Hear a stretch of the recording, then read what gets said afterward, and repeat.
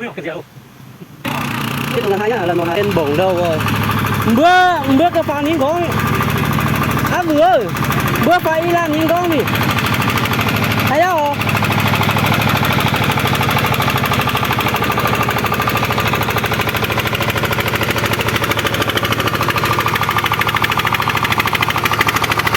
ôi lên đâu ơi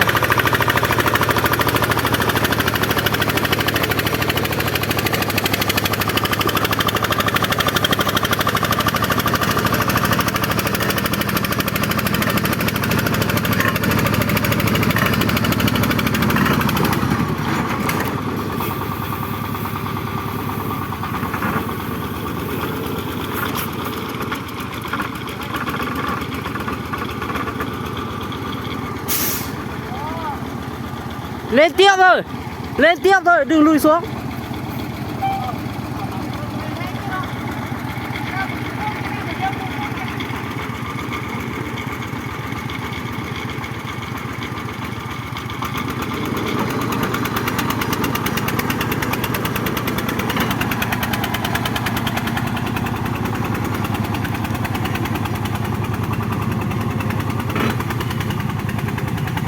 ghê cho anh em ạ.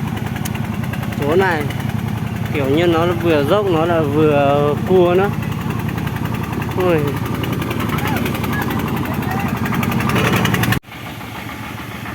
Tiếp tục đi.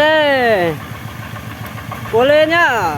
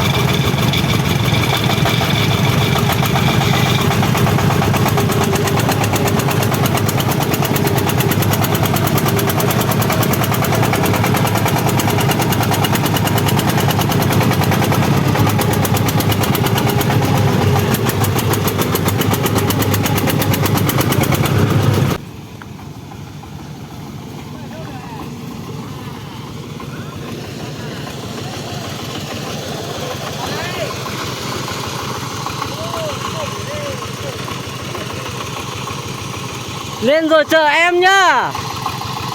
Tây này đó.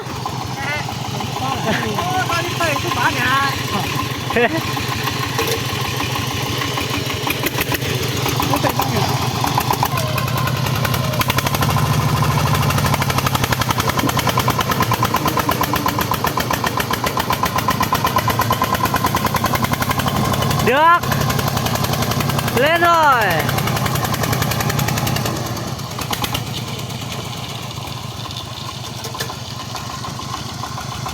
Đó là qua mã hữu lưu như thế này như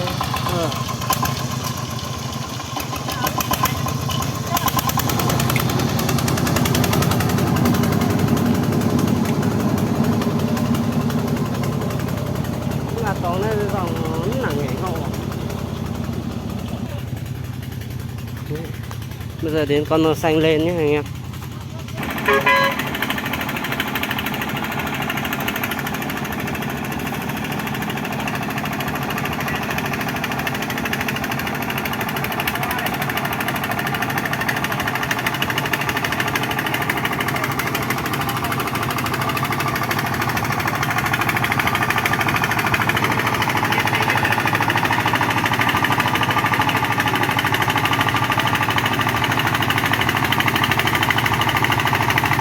Rồi, lên vượt rồi.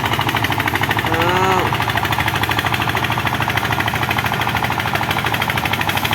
Đừng bảo là pan ở đấy nhá.